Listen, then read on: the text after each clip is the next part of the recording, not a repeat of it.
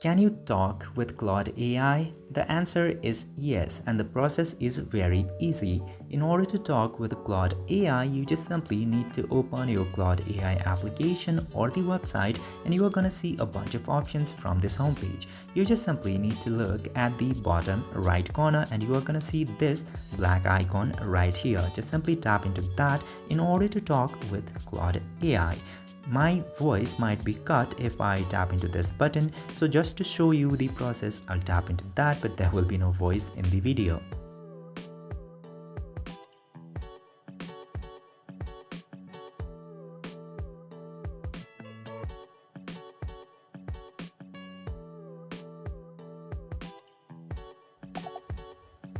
So this is how you can basically talk with Claude AI. I hope this video was informative. If yes, don't forget to hit that subscribe button.